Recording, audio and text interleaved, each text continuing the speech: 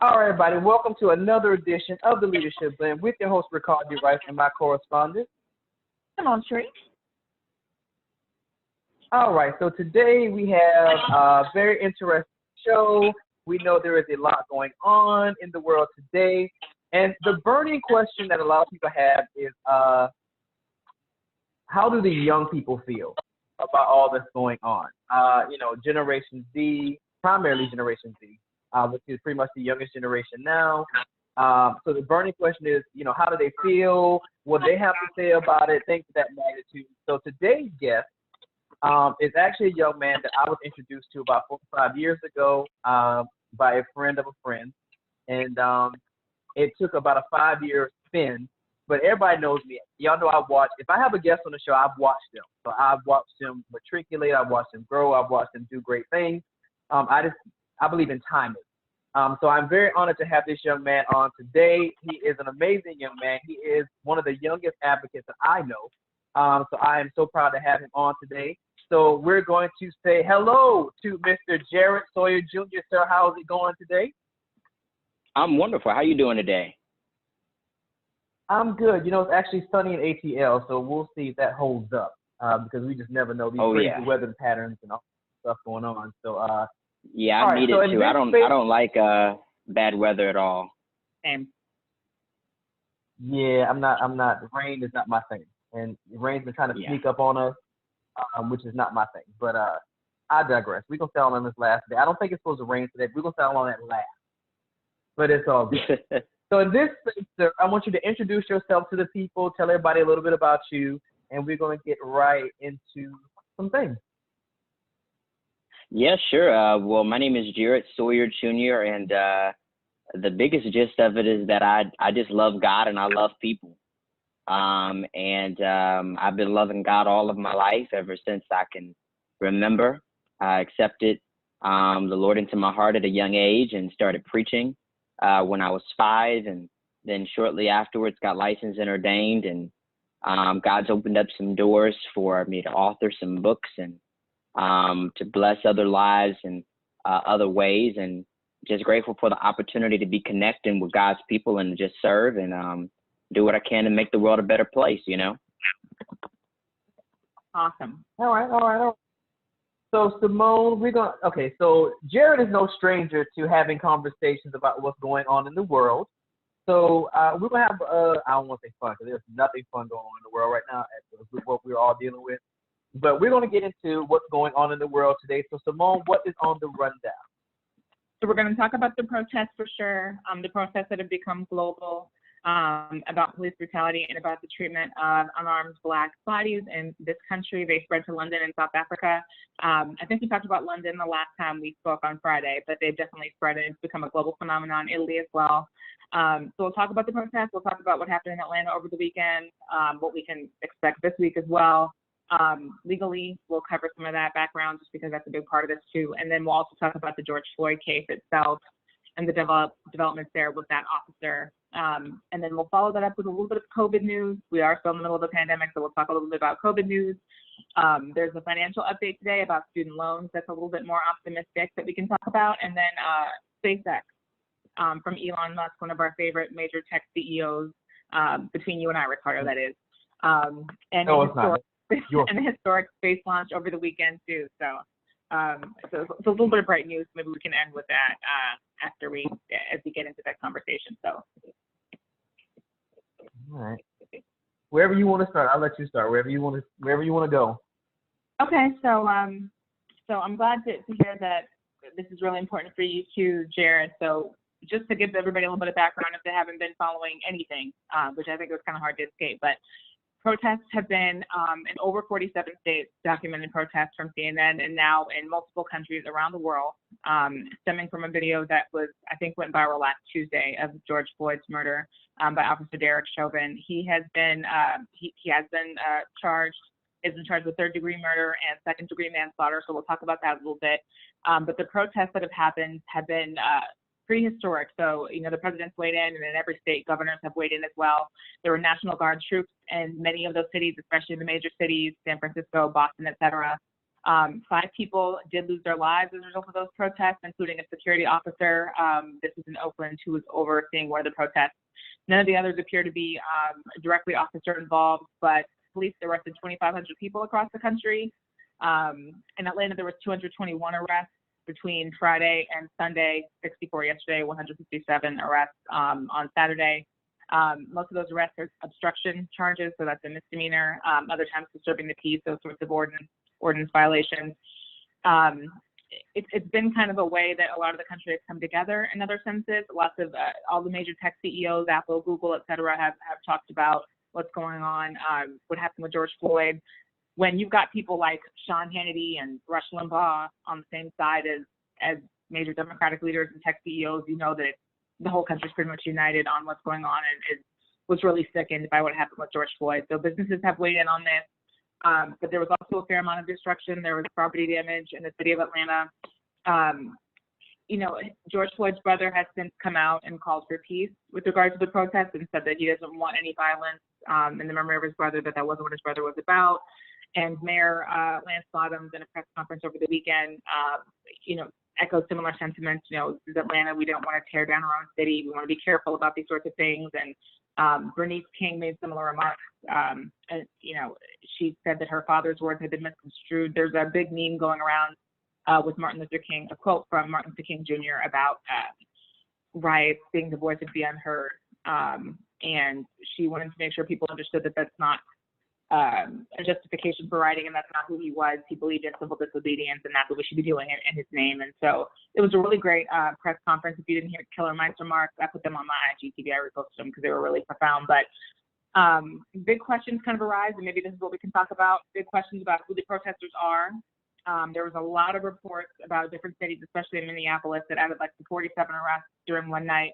40 of those people were from out of town, and Atlanta witnessed something very similar over the weekend. A lot of folks who were doing a lot of the looting, and the brick throwing, and tearing down the Target and Buckhead and things like that were not necessarily Atlanta residents or Clayco residents or Fulton County residents or from the general metro area. And President Trump and others have, come up with lots of different, there's clips floating around about Atlanta, Dallas, and elsewhere, that these are paid organizers, that they're from the far left, that they're George Soros funded, that they came together to decide, we're going to create some destruction because there's protests going on, and so we're just going to sabotage it. In Portland, I think 10 different looters were arrested who've been throwing bricks into like Gucci stores, Louis Vuitton stores, all Caucasian American, for the record. So a big question has kind of arisen, I think, around who the protesters are, who's doing the peaceful protesting, who's doing the rioting and the looting. And then other questions have arisen about like just the police response. Depending on who you ask, the police have been very restrained and very tame in kind of what they've had to deal with, but there has been damage that's occurred. Use of tear gas and rubber bullets is most common, but that did blind one reporter in Minneapolis who received a rubber bullet, I guess, to her face. And so, yeah, a lot to talk about there. I'd love to just hear kind of everyone's first thoughts, what they saw over the weekend, especially if you saw any what was going on in Atlanta. Like, Jared, what's kind of your sentiment about what's happened here? Yeah, I knew that it was only a matter of time before protests were to begin here in Atlanta. Atlanta is the birthplace of the civil rights movement back in the 1950s and 60s. And there's a spirit here of resistance that I think is very well admired, that puts Atlanta at the forefront of visuality before everyone in the entire country. So even though Minnesota is where everything happened, it seems as though all eyes are right here in Atlanta, Georgia. We saw what happened at the CNN Center, the demonstration beginning over there.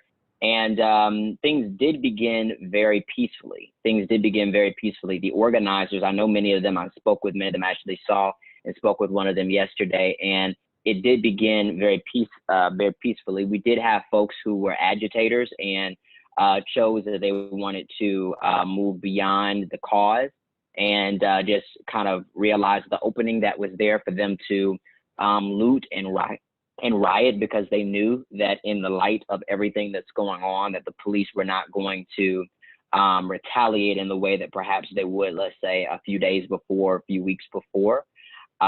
We definitely are really distressed by that reality that those people even were in the crowd, let alone got, so in tuned that you know, they got to that forefront of everything, lighting police cars and destroying private property and public property. It was very disturbing to see people in the streets, even where I live, up the street from me. I realized when someone had texted me and told me that one of the jewelry stores was being looted, and I was like, oh man, that's up the street from me. So, you know, just knowing that my community, because it's not just that, oh, it's just the city of Atlanta, it's the city of Atlanta, you know, knowing that it's my community and all those different things happen. But, you know, even though I'm very disturbed by what I saw and hated to see so many folks being violent versus just protesting as they originally were, I don't blame them. I know folks are fed up, you know. I hope they stop looting and being violent, because I don't believe violence is the answer. But I understand why they're doing what they're doing, you know, because we've been saying Black Lives Matter since 2012, and it's 2020. And folks wouldn't agree to even say that 2012 Black Lives Matter, because it wasn't all lives matter, or the blue lives matter. And it's not that only Black Lives Matter, it's that Black Lives Matter too. And so many Black Americans are just hurting, and they're in pain. They feel ignored. And like you said, Dr. Bernice King, Dr. King's daughter, a mentor of mine, said, you know, a riot is the language of the unheard. That was her father's words. So, you know, the message that I believe that this generation is speaking, and has been speaking for the past 8 years strong, since Trayvon Martin, that has not been listened to, apparently, is that we're not even living, we're just surviving. And I think people are just fed up, and they're like, you know, we're just tired of surviving. We wanna go ahead and live. Yeah. Ricardo, what do you have to say? Oh God.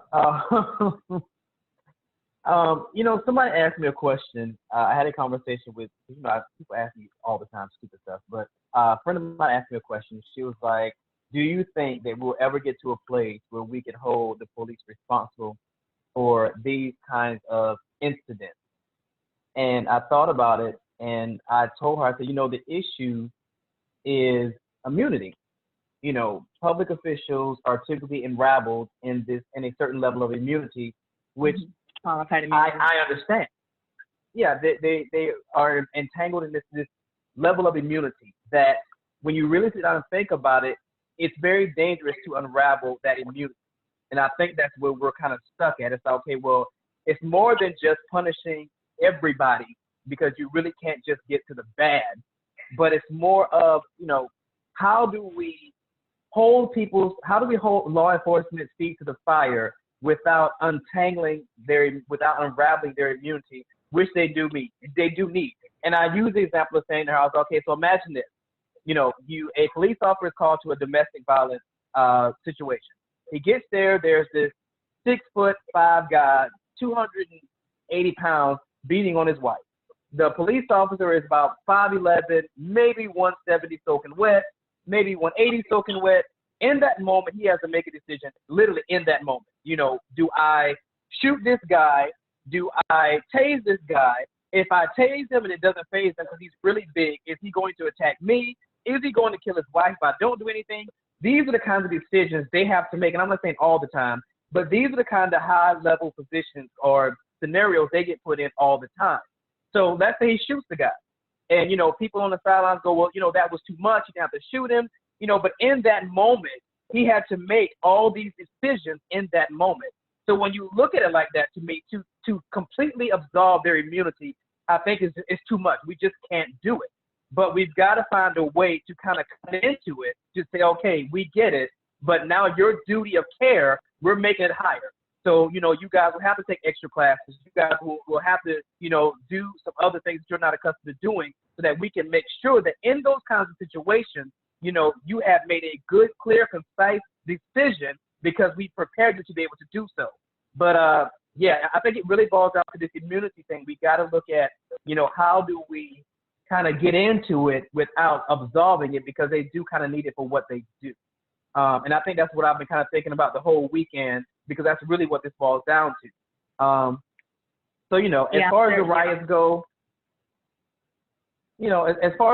go, look, when they hit Fifth Plaza, that's when I was kind of like, okay, now we got looters. Because, you know, if you're starting here and you go all the way down to Fifth Plaza, and next thing you're breaking into Gucci and you're breaking it, because everybody knows Fifth Plaza is the expensive mall.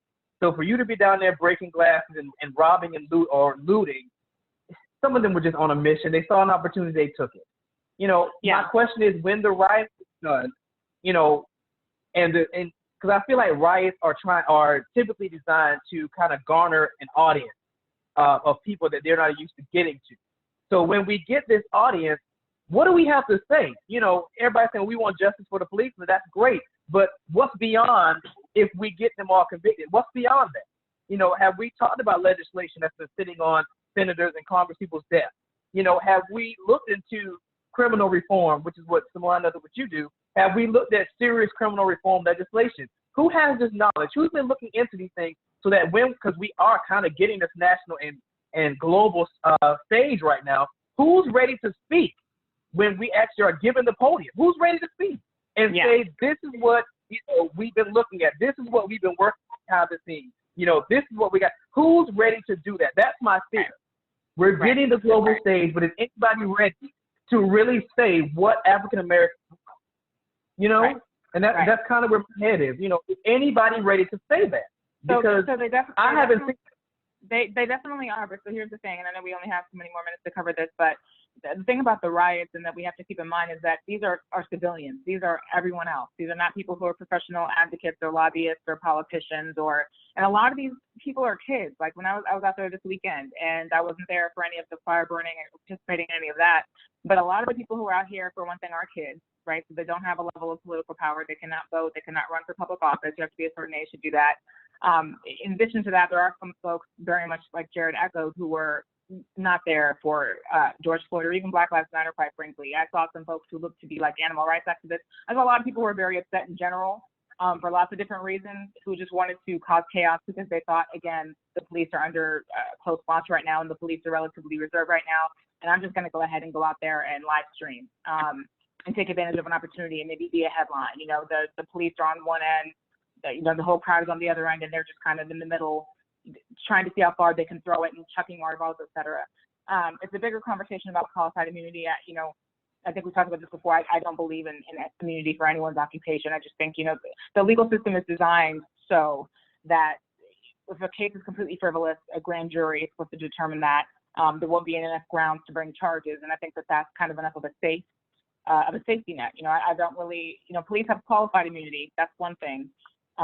Graham versus Connor, which was a Supreme Court decision, kind of determined that even if a police officer is wrong, they're granted the level of qualified immunity when they make mistakes like confusing a cell phone for a gun. I think those sorts of rulings are very dangerous and are partly why we're here. But beyond that, prosecutors bring these charges. Prosecutors are the people who can determine, you know, like we talked about third-degree murder, second-degree manslaughter. That's a prosecutor's decision. They have a big role to play in the justice system, and they have next to no oversight whatsoever, for one. And they have something called absolute immunity, not qualified like a police officer, but absolute immunity, which means that whether it's a civil liability or a criminal liability, they cannot be found liable. They have a total shield of legal protection, which to me is just, I mean, it only started happening in the 70s, but it's completely unconstitutional.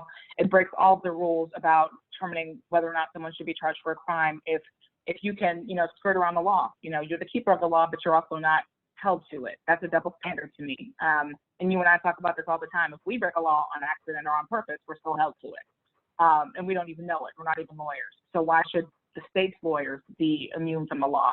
There's a lot of questions there, but what I will say is that the experience that I had, even cleaning up, which I cleaned up over the weekend, Saturday, Sunday, was a really great experience. Like I was with all kinds of people. Atlanta is a very diverse city, and we came and I was mostly picking up trash. I didn't have anything to remove paint with, but there are still people out there with signs and with T-shirts, and you know, who are still there for the exact same reason, but we're just a part of the cleanup process. And it really is not.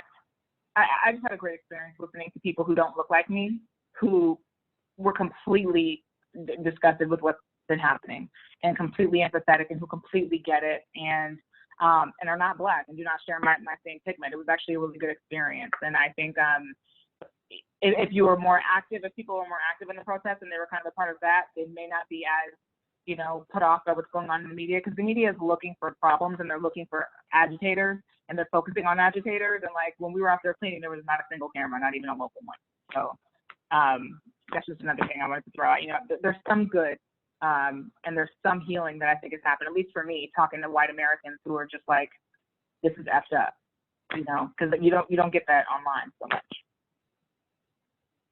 I mean, I think my because, you know, I go real left with things. I'm real analytical, so I go real left with things. And, you know, I've been kind of dissecting the whole weekend. You know, a question arose for me. And I was like, you know, I really listening, because, you know what, I really appreciate social media, because social media allows you to really know what a lot of people are thinking all at one time. Because you can watch people's posts, you can go to people's pages.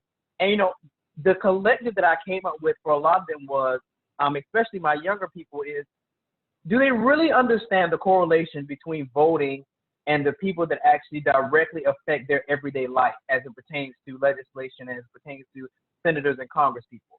You know, has that correlation really been made? Because I watched a lot of the stuff they said. When some people said some weird things, I went to their pages, and, you know, it got me to think. I was like, you know, I wonder, how are we teaching social studies and government in high school? You know, are we still discussing the three branches? I'm serious. I mean, are we still discussing the three branches of government? You know, are we really helping them, teaching them, what is a senator? What is a congressman? You know, how do these things directly affect your communities? Because I'm really wondering, especially when you think about all the budget cuts and what they chip away at, you know, it sounds crazy, but it's something I'm really getting ready to look into. Well, Jared, I'm really concerned. I really want Jared to speak to that, but I also, but if you think about it, there's people that are older than us, that are old enough to be our parents, who can still only recite about 2 talking points and cannot tell you the difference between what's Hillary's fault and what was Obama's fault, and don't understand how any of that works either. I mean, there's still people in the absolutely agree. You know, so. I agree. This younger generation has access to so much information, you know, so they can be, I don't want to say bombarded, but they could be thrown with so much stuff. I'm just curious as to how we teach, and I'm just talking about government and social studies. I'm just curious as to how what are we teaching? It sounds silly, but it's legit. It sounds silly, but it's actually legit. You know, what are we actually teaching in government, especially in districts that are predominantly minority based? How do we teach government? How do we teach social studies? Like, it's the little things I think we overlook that are actually empowerment to it. Because if I hadn't had that basic learning of the 3 branches of government, you know, my undergrad is pre-law political science. But if I had not had that basic understanding, that knowledge that I got from high school, I would have never been able to make that correlation as to who directly affects my day-to-day life with the bills and legislation that is passed. Who has that say-so? Because I think a lot of them just, who's president, who's sitting president, who dictates what goes on in their spaces. And that's not so. Your local government has more of a say-so than the federal government. And I don't know if a lot of them have been empowered enough to make those decisions. And that, again, I have to do some research, so I'm really curious. But Jared, like Simone said, you know, what's your thoughts? What you said on that? You know, I know, right? Well, yeah, you're absolutely right. Millennials have always had, in our Black community, we have had a messaging problem. We've had a communication problem. And it starts from the top. Well, that's the issue. We have no top. We have no leader, you know. And perhaps, you know, this was destined and ordained, because we've got to realize that we don't want the wrong type of leader delivering the wrong type of messaging, which is not what we've been dealing with. We've been dealing with no leader delivering no messaging. I believe that now leaders are beginning to actually come forward. I know this weekend we're doing a really big demonstration that I believe actually now has purpose, because we're focusing on the very prime thing that has been troubling to African Americans and putting us into such a PTSD state of being, you know, being police brutality and white nationalism, really attacking those 2 very specific things. I mean, we've got other issues that we deal with, you know, with healthcare, we deal with environmental justice, we know what's going on with Flint, but there are 2 very specific things that I believe that is hitting us to heart, and that is frustrating us at the most, and that's police brutality and white nationalism, and actual, you know, abstinence against those 2 very particular things. And we have a messaging issue. The first messaging issue, like you mentioned, is in what local government is really all about. You know, we saw it actually with COVID-19, right? Whereas COVID-19 really devastated America in ways that we have not seen since 1918 with the Spanish flu. Economically, it created a distressor. The only difference is that now, 100 years later, we're just a little bit more prepared with our banks being fully funded and people didn't go into a complete frenzy. But we saw how corporate companies were tested to practice corporate social responsibility and not firing its employees and choosing, you know, people over profit. And we saw for the first time how those corporate companies had to make a bold statement, and they had to choose to not fund their CEOs an extra $20 million for that month, and to instead pour it into a fund to pay out its employees for the next 3 months that this pandemic is not solved. We saw the pressures of what millennial visibility is all about. And you're right when you said that millennials have so much access to things. We have so much access that things have become so visible. And so, you know, even with everything that's going on with George Floyd, it's not so much that racism is getting worse, it's just getting recorded because we have so much access. And as long as we have so much access and things are so visible to us, we're going to always want some type of a prime immediate change. But I don't even think it's so much of that. I think that we just need a singular voice. We need a voice that's going to come forward and actually state what the real problem is. The real problem is that we are tired. Yes, we are frustrated, we're sad and everything, but we are tired. I think that's the first thing. We have to, secondly, have a voice that's able to come forth and say, not only do we recognize that we are tired, but that we should be hopeful, because that tiredness has turned into this restlessness, that's turned into this hopelessness, right? It's like, okay, the reason why I'm out here rioting, the reason why I'm out here looting, the reason why I might not even be a violent person, but I just lit a car on fire because I saw somebody else do it. And I mean, my goodness, my brothers are dying, my sisters are dying. What else do I have to lose, right? And so we have to have somebody that's going to rise forward and say, look, there's no need to be hopeless.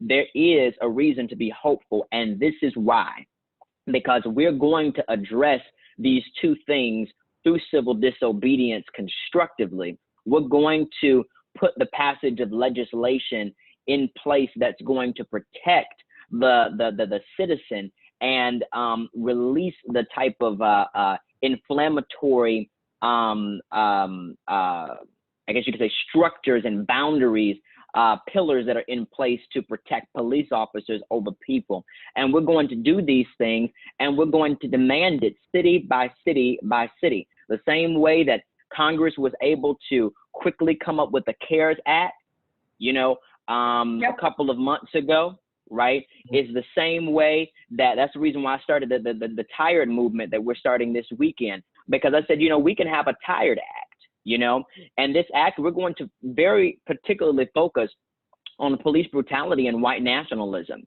But I think that a voice needs to come forward to actually make that very clear and to tell people what to do. People are rioting because they don't know what to do. They don't know what to do with their money. They don't know what to do with their time that they have on their hands right now. They don't know what to do with their minds that are just running at 1,000 miles per minute. People don't know what to do with their energy because they know that they want to do something, but they just, and if you just got people that just don't know what to do and nobody's standing forward and saying, all right, these are the 10 different ways that you can be involved in this movement so that we can get this police brutality taken care of, and we can get, because the thing is, you cannot stop a police officer from killing you. The only thing that we can do is put the preventive measures in place to ensure that if a police officer does think about killing you, he's going to think twice because of what he knows may happen to him. And right now, police officers are not thinking twice because they know that they'll be all right. So we have a messaging problem because we have a leadership problem. And whereas I admire Black Lives Matter for everything that they've done for the past 8 years, the biggest problem with Black Lives Matter is that as a modern civil rights organization, they are anti-leadership. They are anti-putting somebody up at the forefront. So guess what happens when you have anti-leadership? You got 10,000 people out there protesting and they can't tell you what they want. If you sit down with 100 of them and say, what do you want? Well, we want police brutality to stop. How? Well, we want them to stop killing us. How? We want them, well, What do you want them specifically to do? Or it'll be somebody else who says F Trump. Or it'll be somebody else who says stop eating meat. It's like, so okay, let me ask you know. So let me ask this. Do you think, and I think this is one of the issues that I see, because I'm older than both of y'all, I think one of the issues that I'm seeing is there's also an issue of controlling the narrative. You know, I think that past administrations have been able to control the narrative, meaning everybody's not talking to you at once. We have one qualified voice, or we have one designated person who is going to distribute COVID-19 information. This person has been endowed. They understand the dynamics of it. They're the one leading the research team. This is the one person that we're empowering to speak to everybody as it pertains to COVID-19. You know, I honestly think that Trump's own creation is biting him in the behind, which is this alternate facts thing. You know, the theory that he introduced that, you know, oh, well, alternate facts, and, you know, you can say this, you can say that. You know, there's a difference between free speech and just excitement language.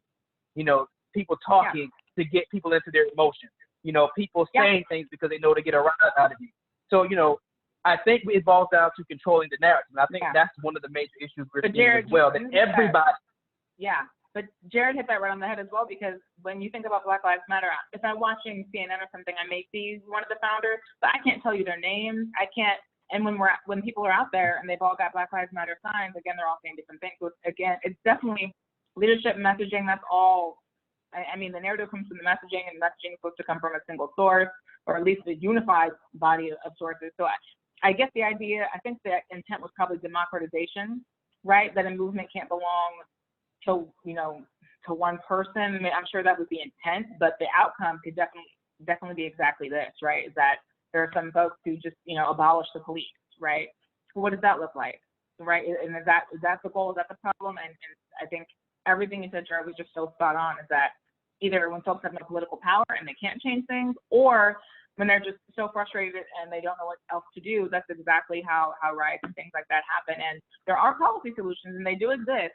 You know, I think traditionally government is slow, very slow. The justice system is usually slow, very slow. But when there's urgency, again, like the CARES Act, they can pass major pieces of legislation when their backs are up against the wall, and they absolutely have to, and they know that they can't really sleep at night or sleep soundly without doing it. So, you know, I guess. And move money. Right, exactly. and put money behind it. I mean, when you think about it, having to have moved trillions of dollars, right, into a passage of legislation, and then actually moving it from administration to from the SBA to the IRS and the whole. I mean, this can easily be possible. And that's the reason why right now, in the spirit of George Floyd, you know, because, you know, to be very honest with you, you know, I'm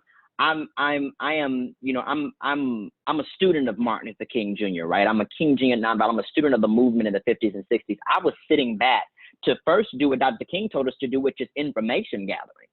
I was trying to figure out, first of all, what is the emotion of our people? Because I think this is something that we just never really figured out. You know, how do we feel? And then, you know, Dr. King said that we have to, secondly, in the second step, we have education, you know, mass education. I said, wow, a lot of people really don't know what it is that they want. But, you know, if we can really harness all of the energy of the folks that are out there right now, and that will go back out there, you know, we can actually do this and do this effectively. To what you said, Ricardo, one thing you mentioned is about the messaging of the administration. You're absolutely right. This administration is ludicrous. You know, I believe in not attacking people. I believe in attacking oppressive policies and forces and evils. But in this particular case, you've got it actually completely entwined and entangled with one man who's chosen to be so narcissistic in the way that he feels and lives and moves and have his being, that it has polarized our community in more ways than seldom. I do think that we have to caution because, you know, as a Black people, as a Black community rather, we used to not lean towards the government for a narrative. And we need to go back to that place, you know, And that's where actually the millennials are right now, because millennials are not watching CNN. Millennials and Gen Z are not watching MSNBC or Fox News.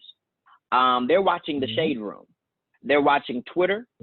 They're watching, Instagram and TikTok. And to be honest with you, our community needs to get back to that.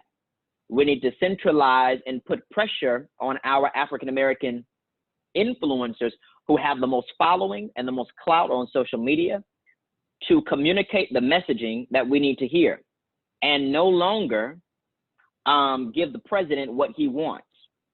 What the president of the United States wants is us to be agitated by the things that he says.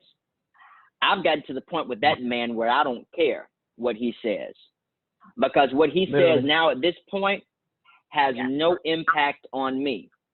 And the more that we feed into it, and I told even elders this, people who are in their 60s and 70s who are constantly calling me, telling me what the president says. I said, turn your television off. He wants you to get so agitated at what he says. He is a communication genius. And he wants you to get so agitated at what he says that you talk about it on his social media. He has grown 40 million followers on Twitter since he started office.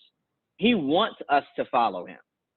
He loves the fact that he can tweet something and get a couple 100,000 tweets in a matter of an hour or two. Unfollow this man. I know plenty of people that I don't follow this man. I know plenty of people that follow him just because we need to unfollow him. We need to not pay attention to the White House.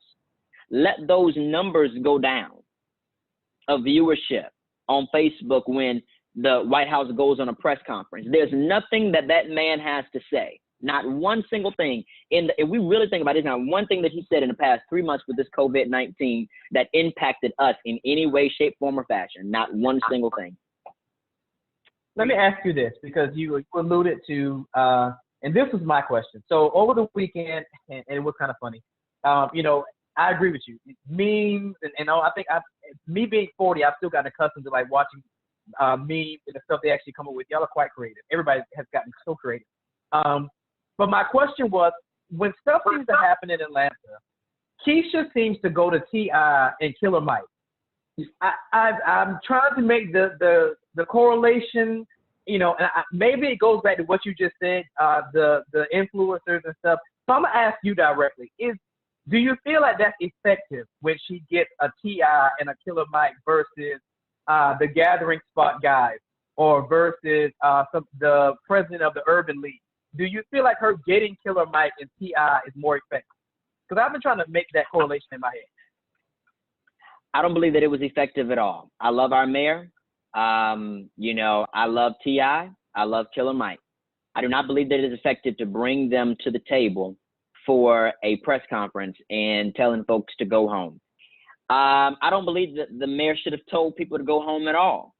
In fact, what I believe that the mayor and the other leaders there should have said is, I know I cannot stop you from doing what you feel is right, but I pray that you're safe and that you stay safe as you go forth and do what you feel is right. I pray that you do not resort to violence, because violence is not the answer, and left it right at that. When she didn't do that, that's when the agitation began. When she did the complete opposite by getting out there and telling folks to go home and that we are a disgrace to the city and that Atlanta doesn't deal with these problems, I get what she was trying to say, that we don't have some of the same problems that other cities have, but we still do have problems like that. And we literally saw that the day before yesterday when a Spelman student and a Morehouse student yanked out the car, tased, and they weren't even protesting. They were just driving by shortly afterwards in the curfew, or after the curfew, right? So you can't say that this city does not have this problem. And when you say certain things to a tired people, it agitates them. It makes them even more angry. And that's exactly what happened. Folks got angry. Folks got so angry at what was happening. And I don't blame them. But I wish that they would not have done what they've done. I hope that they stop doing what they're doing and looting and violence. but I don't blame them. I don't believe that Killer Mike and T.I. helped it. I believe that perhaps they actually made it worse. What's the rationale behind it, though? The rationale behind it that I believe that our mayor had was in bringing folks to the table that she feels were socially conscious and had the ear of the people. But you know what that really goes to show? It shows that she, unfortunately, in her tenure as mayor for the past few years, has actually been more disconnected from the people than perhaps what she thought that she was. Because if she was as connected to the people as she assumed for her to be, she wouldn't have called Killer Mike or T.I. or the president of the Urban League or any of those particular people.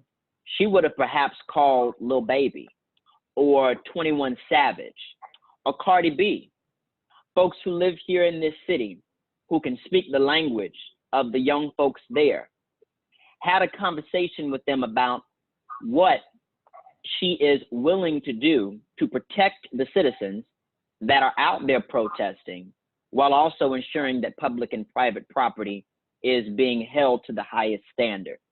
And then perhaps folks might have went home eventually and not went out there and looted and rioted. I believe that press conference made things worse. If you look at even the timestamp of when that happened, it made it so much worse. Yeah, I think I hear your point about the artists that were used there for sure. I mean, I really loved what Killer Mike had to say. However, I think if anything, and again, even when we were there cleaning up, nobody was blaming the protesters, period. Nobody was out there on some, I can't believe this stuff, and this is, what are these, all kind of names calling or whatever. Like, it wasn't like that. It was like, this is our city. We get it. We're in our BLM t-shirts, and we're just cleaning up. There was no animosity or no, go home. We said the same thing. We'll be back out here tomorrow. If they do it again, we'll be back out here tomorrow. That's just not the spirit of it, because we feel like we get where the frustration comes from. However, I do think that the timestamp was very interesting. When I was out there, I just felt like, you know what? I believe in citizens again, but when there's no one to listen to and there's no specific directive, like the organization that came or the folks who had planned it had a plan from beginning to end, but it didn't dissolve. It didn't end clearly. It's like the folks who were there who wanted to plan it went home, and all the people who came and showed up around 6 o'clock, 7 o'clock, 8 o'clock in their purge masks and their anonymous masks, they just got there. The party was just getting started, and there was just no plan, and there was no leadership for it. And I felt like announcing a 9 p.m. curfew, at 2 or 3 p.m. over the weekend, or when people had already been out there since the morning, and then shutting down MARTA at 9 p.m. when you want people to go home, but then they have no transpo to get home. None of that made sense to me. Logistical sense to me. I mean, and again, it is a tense environment. It is this close. When people are out there and they're sharing the megaphone and everybody's getting to say what they got to say to get it all out, it was productive and it was constructive, even in the multiple places it happened. But the second it became a little bit of agitation, a little bit of force, a little bit of, that kind of like degradation of what they were out there to do, then it was just like a spark. That was really all it took. At least that's what I picked up on and noticed. So. Oh, absolutely. And I mean, I don't even think that people weren't even waiting on it. It's just that it happened. And then when it happened, it was like, oh, really? That's what you have to say? We're out here as young people, and this is how we feel, and that's what you have to say? No. We're not going to allow you to. What do you think? I kind of think they should have been down there. What do you say? I kind of think they should have been down there. My first thought was, had I not already gone home, I wouldn't have even seen it. I just happened to have already gone home. I just turned 30, so I go to bed earlier.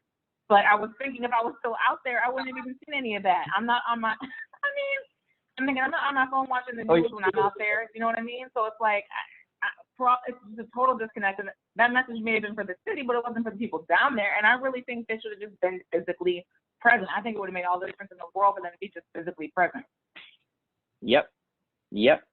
Absolutely. And I mean, the very fact that she called the National Guard, that it wasn't even the governor's decision to, remit the National Guard, but that she, as a Black mayor of a Black city for the most part, called the National Guard. It was very distasteful.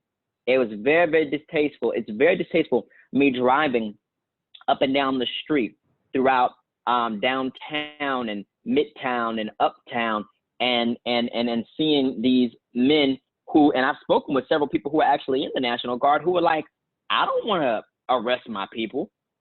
I don't want to shoot my people for getting out there and protesting peacefully just because it's 9:30. You know, I have friends that are so perplexed with what they should do, and they are a part of the force. They are a part of the National Guard. What should I do? You know, it is so distasteful. I commend the young people that went out there. I wish that they would have been more organized, but I commend them because it shows that the flame of justice, or that the flame of justice is still lit. It's still on fire. You know, we just need someone to speak up, and we need to do something. You know, we need to really do something to address these ills, these sociological ills, and really put us in a place where we can take a step towards freedom. Coretta Scott King once said that struggle is a never-ending process, that freedom is never really won, but that you have to earn it and that you have to win it in every generation. Well, we as a generation have to figure out what is the freedom that we're going to win, you know, in this generation. The generation of the baby boomers won the freedom of desegregation, you know. You know, what is going to be our freedom? I believe that our freedom that we can win is the freedom of police brutality, you know, the freedom of white nationalism. I believe that we can win that freedom. I believe that we can win that freedom through legislation. I believe that we can win that freedom through eventually generation to generation changing the hearts of people, because gratefully as generations are passing, you know, we look at back in 1967, a poll was made that how many white people had black friends. The percentage was 16%. 2020, how many white people have black friends? 87%. We've come a long way. The contrast between then and now is significant and strong because we have been able to, I believe, change the hearts of white people in this country. And as you mentioned about some of the white people that you were with yesterday and the day before that, as you were cleaning the city, you know, how they feel. They're very, they're not just sympathetic, because I don't want a bunch of people being sympathetic to me, but they are empathetic. They truly are seeking to understand. They have no problem with reparations. You know, they're just trying to figure out what they can do to move in that step of reparations, you know. And so they have no problem with taking that extra step. And for the folks who are still resistant to that, you know, we just need to ignore them for right now, focus on what we can do, and put the pressure, because the thing about it is it's customization. I wish that I knew the climate back in the 60s when the Civil Rights Act was passed in 64 and in 65. I am more than sure that the majority of the folks, the white folks during that time, were not okay with that act being passed. And they're not going, and the few folks, right? Because we're not dealing with 1960s. The few folks who, and when I say few, of course, it's more than just a few, but, you know, proportionately, the few folks who are not going to be okay with the way they move and pass legislation to protect us from the police and white nationalism, they're going to be okay with that as well. But you know what? Generation by generation, it's going to get better and better and better. 10 years from now, we fix this issue today. 10 years from now, it's going to get better. You know, that new generation that's going to come about is hold themselves to it. That many white Americans today are definitely holding themselves to a higher standard. So let's segue to you, because you about like us. We could do this all day. You about like me and Paul. We could do this all day. Let's segue to you, because I do have to write a feature out of it. So let me ask you. You know, we have a conversation, and I understand it better because I work with a lot of young people all the time, from the interns to all these other people that I work with. So I guess my question to you is, because you've been doing this since you were 5. I mean, preaching and traveling and all that good stuff. You know, how did you answer the call of leadership? Like, how were you able to do that? Because I think that's what the other generations are keep trying to say, is that we don't understand Generation Z. They don't seem to be interested in much of anything. And yet I know that's not true. But you managed to answer that call, and you've answered that call since you were about 5 years old. So 22. how were you able to answer that call? How were you able to recognize it at your age, at a very young age, when there's so much noise around you guys? Because, we have to acknowledge you guys have access to so much information, and deciphering, what you can use and what's not for you is a hard process. Even adults can't do it. So how were you able to hear that among all the noise that is going on in the society you grew up in? The truth is, actually, I didn't until recent years consider myself to be a leader, nor did I consider myself to be a follower. I just considered myself to be moving in my purpose. Because I think that sometimes it can take a little bit of external influence to convince someone, even the most confident of those like myself, because I've always been confident, to actually step into leadership roles. Because most of the time, those type of people like myself are in leadership roles and then don't even know it. Because anytime that you're helping someone, anytime that you're actually guiding someone from step A to step B, whether it's a parent guiding a child on a bicycle to go from here to there, or whether it's, you stepping into a new phase or a new moment in your life, whatever the particular means may be, that right there does make you a leader. I just think that a lot of times we don't realize that leadership is within us because we have a tainted perspective of what leadership is. I definitely did for a while, until I realized that I've actually been moving in my purpose for a long time. And that because I've been moving in my purpose for a long time, and that folks, and that I was helping people move from one place to the next, that I was a leader. And so when I was younger, 5, 6, 7 years old, preaching the gospel, I was really just moving into my purpose. I knew what my calling was, to actually preach the gospel. I knew that I had a vision that God gave to me to inspire young people to move forward into their next level, to realize that they were empowered to do great things, that age was nothing but a number.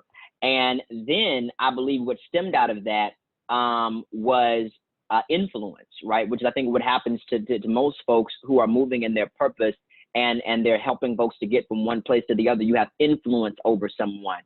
And in this case, I had influence over people.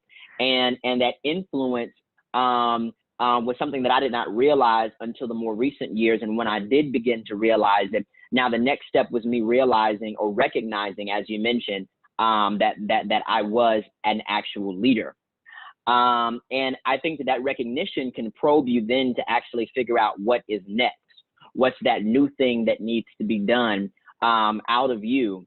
And what vision can you give to the people that are following you, so that way they can help you to reach that particular vision.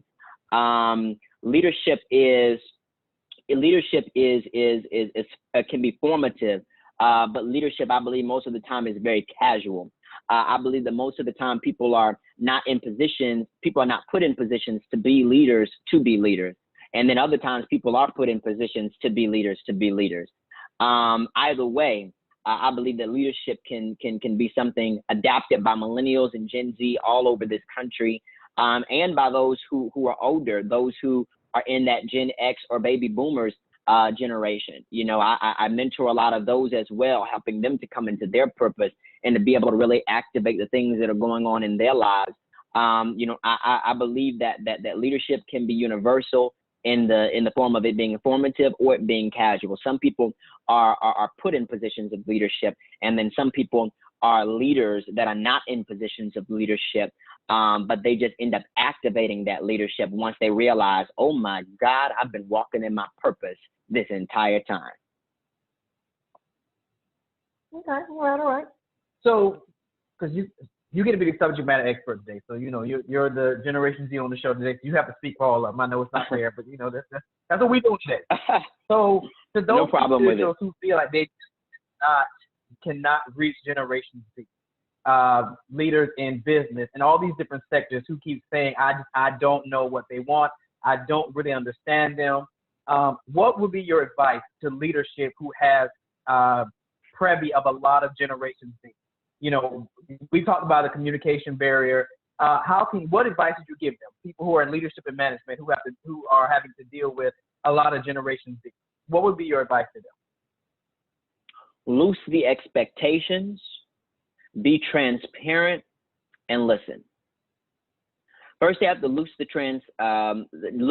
the expectations. The expectation that most folks in Gen X and the baby boomers have is that folks need to come to them, that the millennials need to come to them, right? When we have, even in church, for example,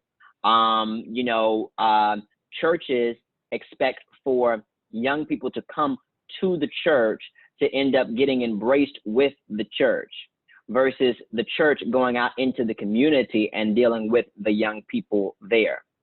We have to loose the expectation that they have to work as hard as you do, because it's not true. We live in a totally different generation. I don't even know how I would have made it through high school if I didn't have Google. And I don't have a problem saying that. Well, I understand that my generation, I understand that my generation above me, those who are even considered millennials and Gen X, had encyclopedias. I cannot imagine writing papers on typewriters. I cannot imagine getting through college with those things. You know what I mean? I just can't imagine that. And for the elder generation to expect for young people to work as hard as they worked is ludicrous. And that is one of the areas of divide, is that you have to step up to the plate that I am at by doing the things that I did. Absolutely not. Loose the expectations. Can we break into that a little bit more? Because that's so fascinating to me. Can you just explain what you mean by working, like what you mean by working hard? Not like the same. You mean the same tools, or do you mean the same like hours a day, like et cetera?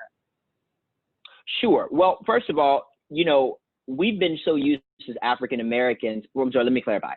The generation above us, Gen X and baby boomers, have been so used to this timeline of you go to school, you then graduate from school, you have to go to college, and then you graduate from college, you move into a career and you make your money. The way of making money now, the way of moving into your careers are totally different now. They're totally different. There are folks who are doing things like Forex, making, $20,000 a week at 23, 24 years old. There are folks who are trading cryptocurrency. There are folks who are starting investment firms at a young age. And so the path is just not the same. Our generation is not even interested in investing into stocks. We're interested in investing into lucrative markets. The way that we do things are just straight up different. The way that we are is just straight up different. And so the path to success is different. Who would have thought 20 years ago that Amazon, who would have thought 20 years ago that Amazon, right, would have been as successful as it is today? Here it is, JCPenney's just filed for bankruptcy. Sears and other companies are closing down as we know it, right? But Amazon is thriving, because times are just changing. So the expectation that a millennial or that a Gen Z needs to step up to the plate that they are at, follow the same paths that they follow, right? And this goes for every route. I can attest to it for ministry, right? People can attest to it for business, for health, for principal pathways, finance, etc. There are folks who don't have to go to school to get a finance degree in order for them to be a finance guru, And then when the generation above us tries to convince us of that, it becomes like it makes them seem ignorant, because you've got folks like Jay-Z, who is a billionaire at this particular point, and he didn't go to school.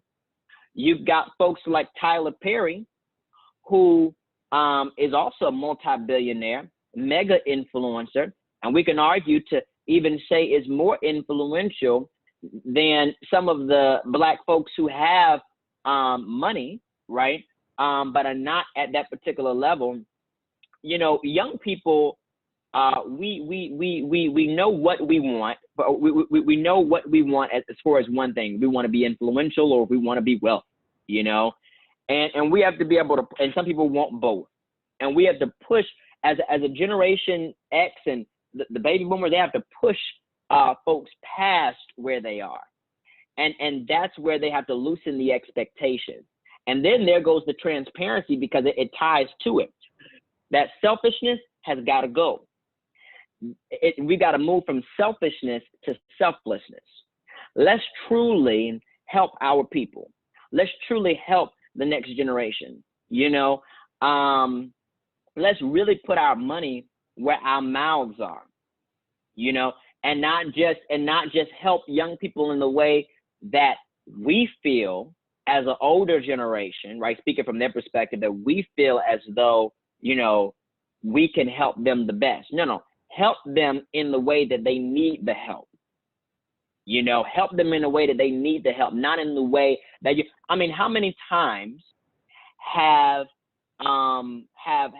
we seen over the course of the past 10, 20 years, young leaders start movement and they asked very specific help out of elders that only helped them in a completely opposite way? Then now the elders are trying to catch up with the young leaders, because the young leaders took what they got, flipped it, just like the momentum that's behind our generation can do, turn it into something bigger and better than the elders that helped them out. If they would have helped them out in the way that they needed to help them out, they would have had their attention, they would have had their ear, and their influence would have been strong. But we're not helping out folks in the way, we're not being transparent, we're not letting folks know the hurdles. Because perhaps, now don't get me wrong, there is a listening problem out of the millennial generation too. You know, we don't listen to our elders, right? We don't listen to our elders on things like you mentioned, Ricardo, voting. But there's a reason why we don't listen to our elders about voting. Because unfortunately, just like you mentioned, there is no transparency. There's a communication issue about voting. So then what happens is, if I'm trying to start something, if I'm trying to build something up, whether it's a movement or a business or whatever it is that I've got going on, you know, and if I'm coming to an elder that's in their, you know, 50s, 60s, 70s, and I'm asking them for advice, I don't want them to tell me to keep on keeping on just a little while longer. I need them to tell me very specifically, I don't know why. What are the things? Keep on keeping on just a little while longer. My God. You know, it's like that's not particularly what I want to hear. What I want to hear are the hurdles that you specifically had to get over. I want to hear what are the things that you said to this person to get them to do what they did. I want to hear the story. You know, I don't want to hear vague examples, and I don't want to hear encouragement. I want to hear details. Young people want to be put to work. Young people are not as lazy as people think they are. You know, there are a few that are blatantly lazy. They want to be put to work. They want to know, what do I need to do to take my life?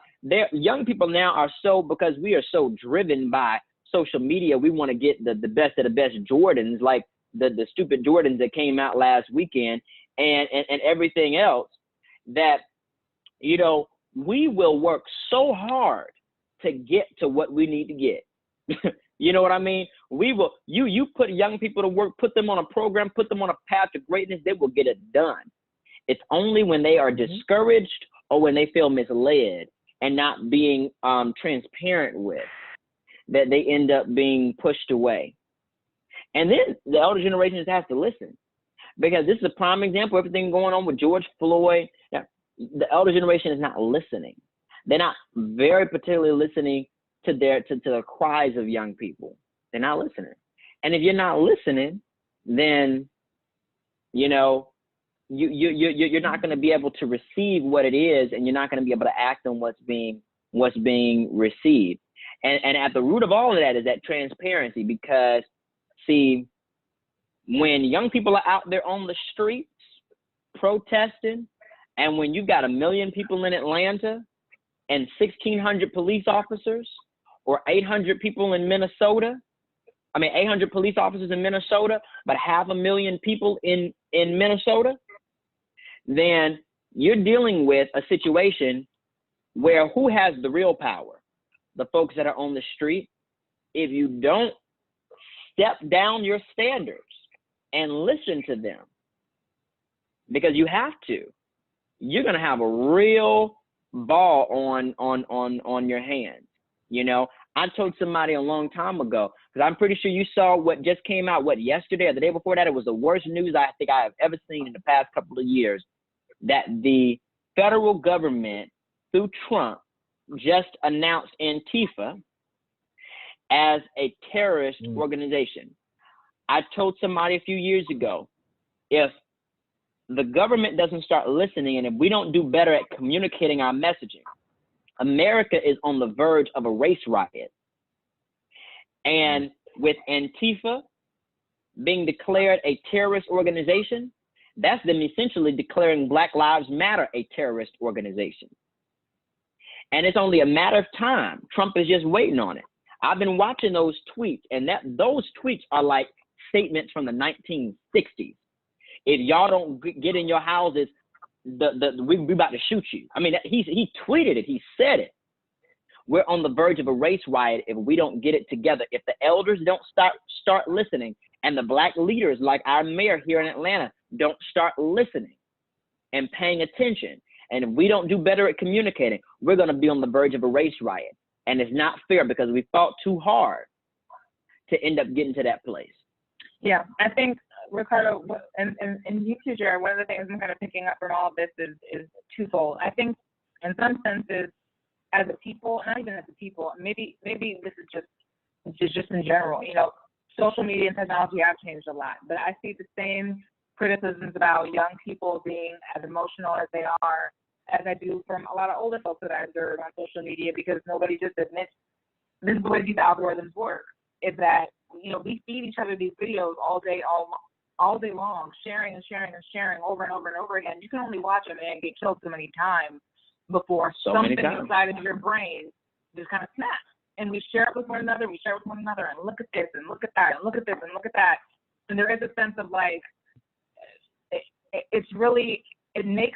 it's not that it's not real, but the truth is that it makes everything far, far darker than way darker than it might otherwise be. And the same thing is happening on the other end, when people who are on the other side of the aisle are watching looters and Black people doing this, or brown people doing that, or Black people doing this, or watching some Black people burn a flag, or watching some brown people, so they're feeding themselves as well. And I find older generations are equally susceptible, to that. As when it's entertaining, when it's shocking, we share it and we share it and we share it and we share it and we share it, and that becomes the narrative, to where the next time you see somebody who looks like that, you already associate them with a party, you associate them with all these things.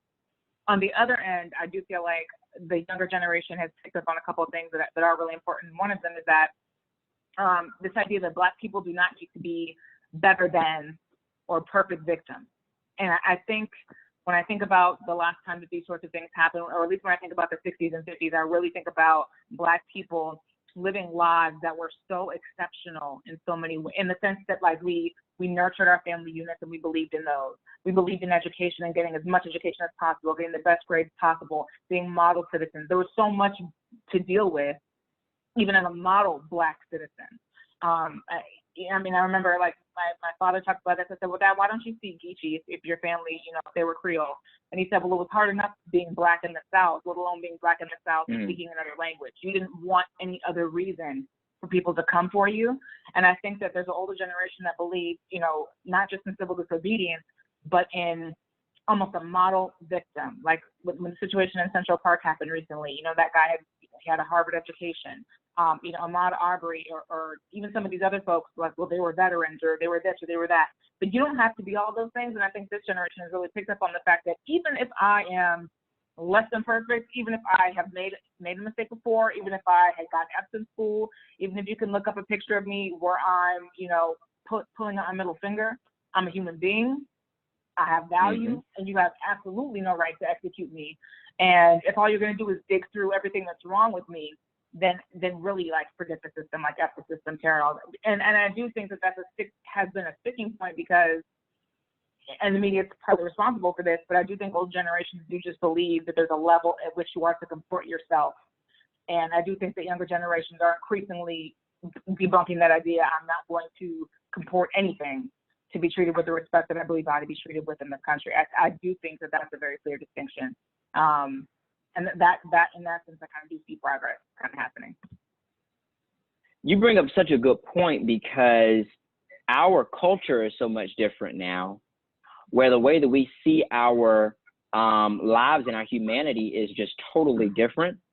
And it's disturbing, you know, to say the least, in one sense, and then enlightening in another sense, because, you know, over the course of us being in this country for 400 years and everything that we've gone through, you ask, you know, 100 Black men around this city of Atlanta or 1,000 Black men around this country, what does it mean to be a Black man? You know, and you're going to get 100 different responses. You're going to get 1,000 different responses. And that's really problematic because if our culture is to be different from just the Caucasian race, which it is, you know, our culture is complete with everything except one thing.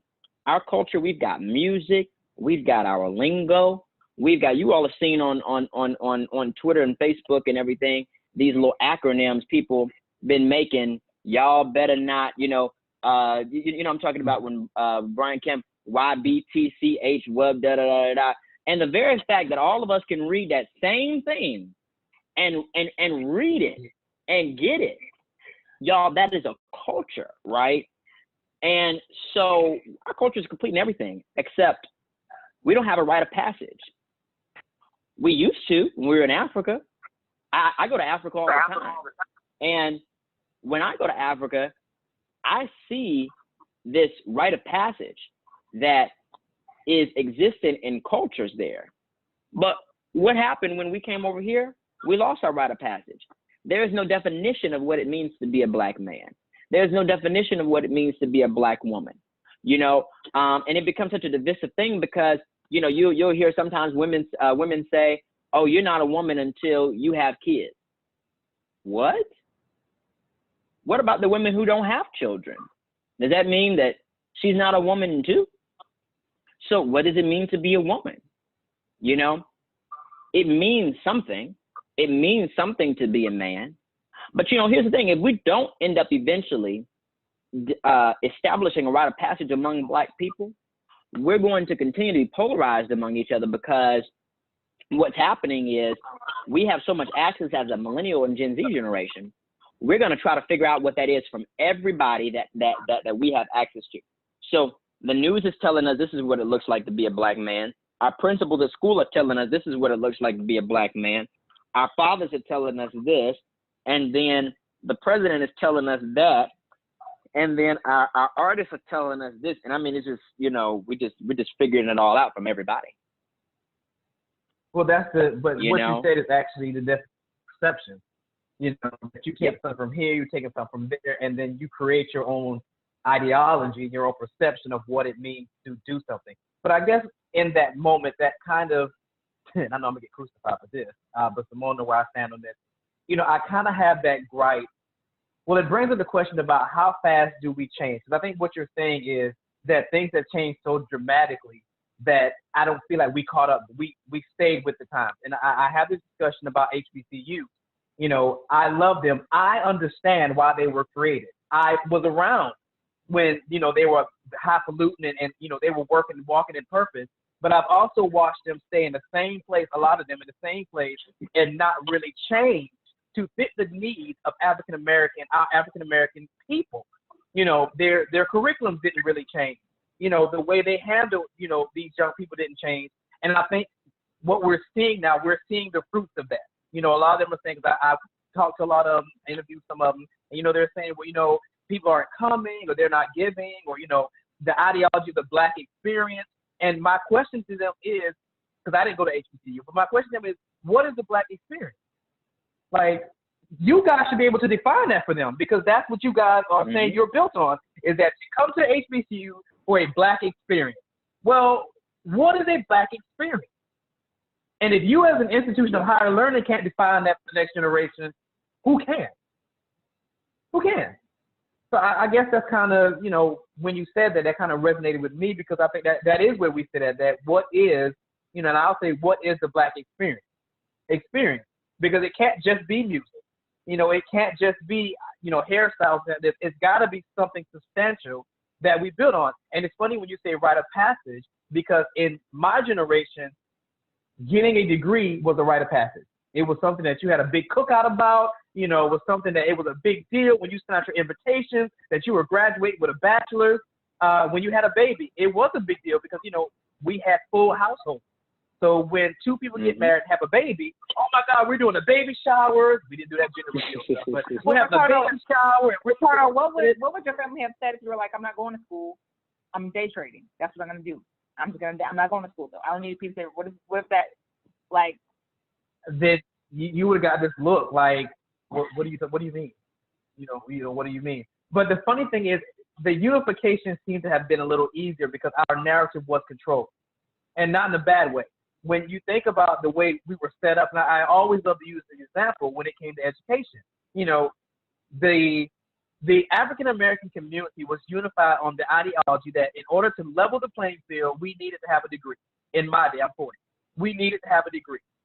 So we set our own Black agenda, and that agenda resonated within the community.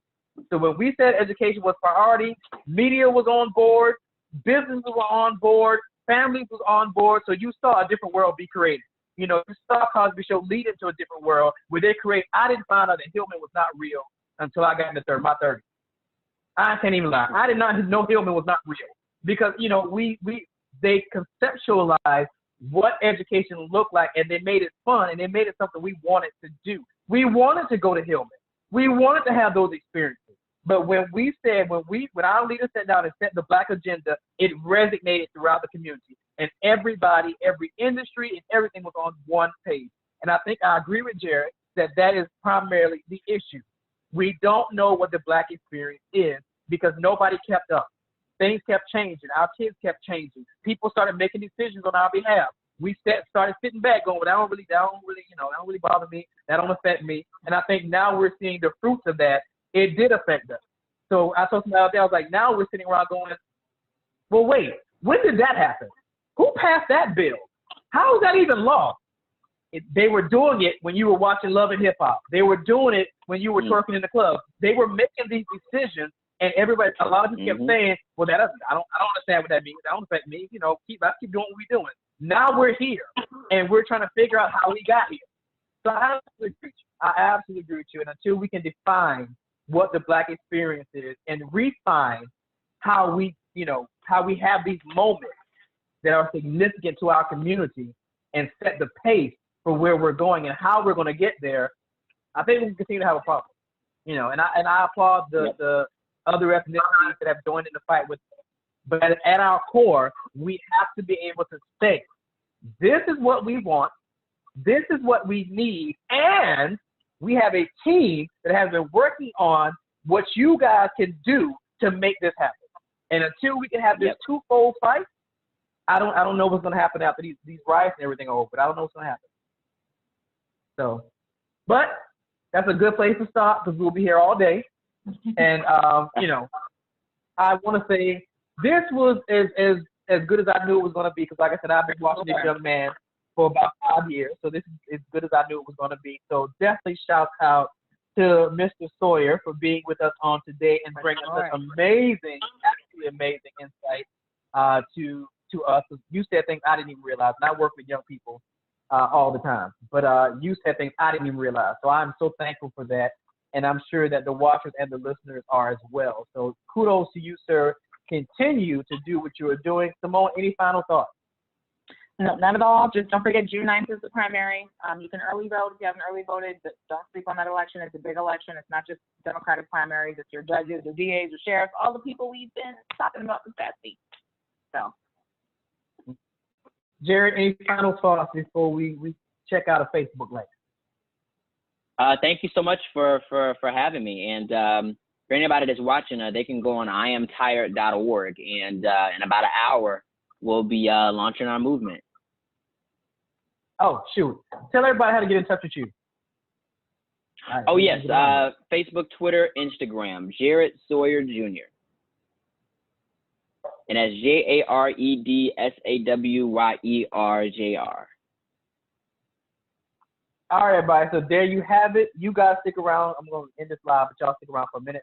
And we will see you on Friday. On Friday, we have Jackie Roberts, who is the president and CEO, I hope I get this right because I'm not looking at it, of the National Association of African American Restaurants and Nightclubs. So we're going to look at, we're going to dispel all these rumors about how to start a restaurant, how to start a nightclub, what does it look like since COVID. It's going to be a really good, interesting conversation. So we will see you guys on Friday, same time, same place, 12 o'clock sharp, on the Leadership Blend with your host, Ricardo D.